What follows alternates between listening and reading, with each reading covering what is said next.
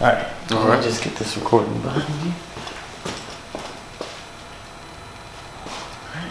And action. Alright. So, I want you to understand this about barbering. Barbering is a contact sport. And like in any contact sport, the person that makes the contact isn't the one that's going to get hurt. So, when you're sitting in the shop and you're waiting for clients to come in and you're just watching people walk past your window, know that you're not making contact.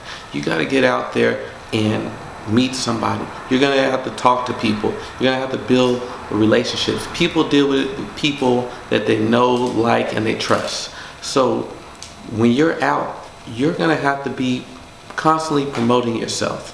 And the number one best way to get people interested in what you're doing and your passion, what your livelihood is by being interested in them. It's the law of retaliation. If you give somebody attention, you give people general concern and general interest in what they're doing, in turn they'll be interested in you. So haircuts can be got at almost every corner. They could go anywhere for a barber, but you want those people that say, hey, you're my barber for life, because we have built a relationship. So we're going to build relationships, and there's a lot of ways that you could do. You can meet people and have people come to the shop with social media. There's Facebook, there's Instagram, there's all these ways that people get in contact with each other. What I found that works the best are personal ways to get in to work with people. You're going to start with your closest friends and your closest family and work with them. Those are the people that you're going to be calling. You're going to be asking. You're going to be asking how they're doing. You're going to be asking about what's going on in their lives. And then when the conversation gets to you, you're going to be telling them about what you're doing, and that you're at the barber shop and you love this industry, and that you're never too busy for those referrals.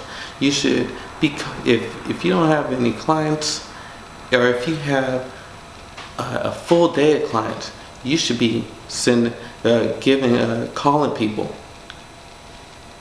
When you should be sending out notes, thank you cards. People your clients are going to be getting married. They're going to be graduating. They're going to be going off to school. They're going to have losses in their family. They're going to have promotions. They're going to have all these different things. So I keep a stack of cards at my station, just so I can, when I listen and I hear about certain things coming up in people's lives, I make sure I document that. I'm building a relationship. Something about a handwritten card is unique. People don't get that everywhere. And in this industry, you might be somebody's only point of contact outside their job or their relationship, or sometimes even with their family. You might be their corner man, the person that is lifting them up, encouraging, and things like that. So take advantage of those opportunities to really touch somebody. Let them know that you care, and they'll keep those cards for a while. They'll tell their friends, they'll tell their closest family about the type of service and the relationship that you guys have. And a lot of your clients are going to also be involved in many different things. They're going to be bartenders. There's going to be limo drivers. They're going to be state workers. They're going to be janitors. All these different types of services.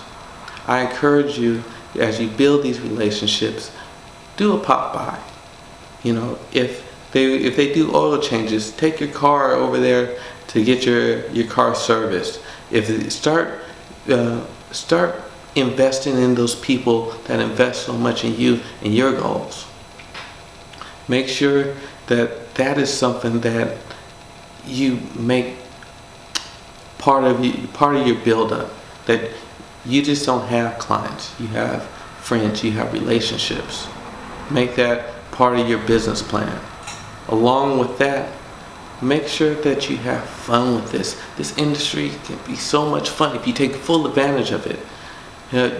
Client parties. Client parties are a great way for people to network, to mix. You're going to have, trust me, at some point in time, you're going to be a connector for people or two different individuals that need each other.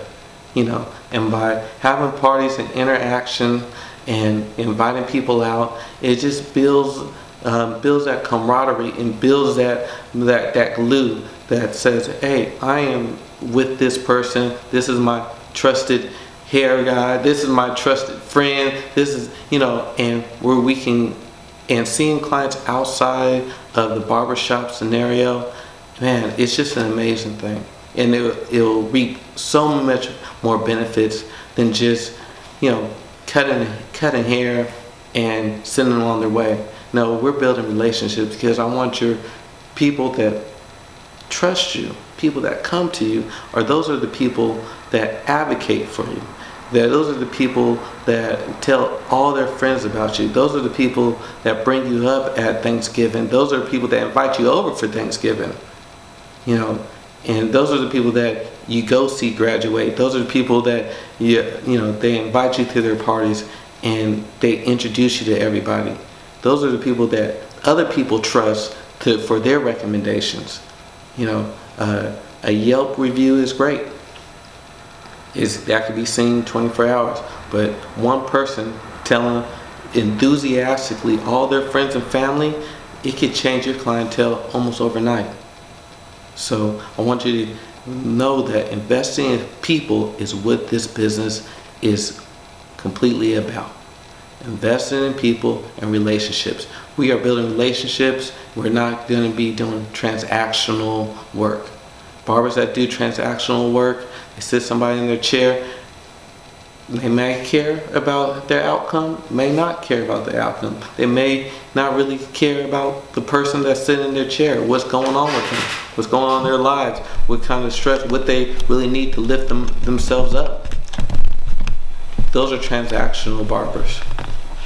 That person will come there one time and then look for something more.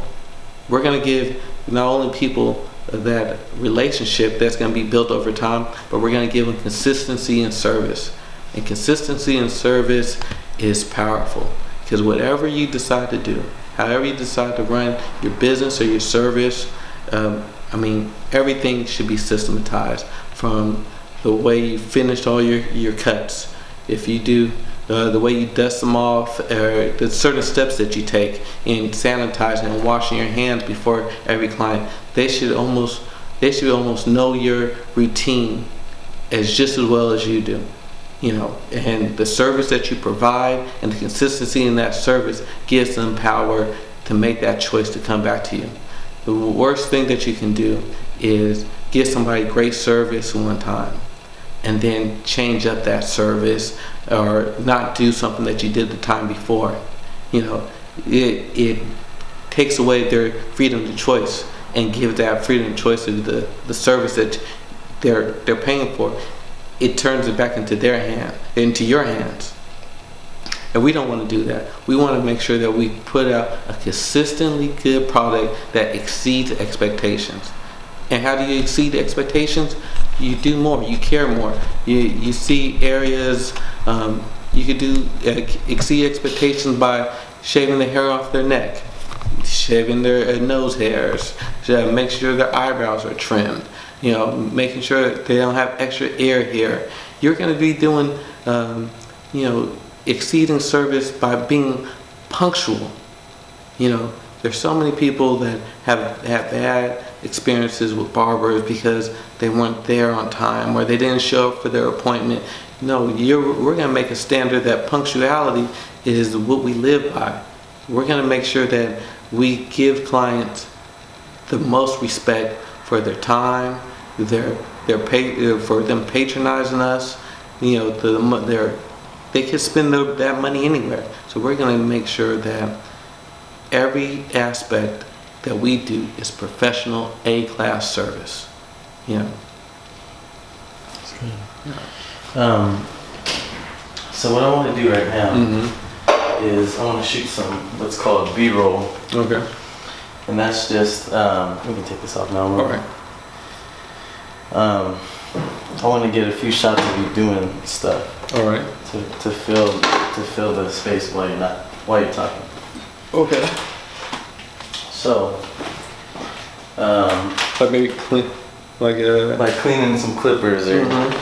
Actually, I got a really cool shot when you were in the mirror doing something. It was just like a nice back. I recorded that one already. That one was good.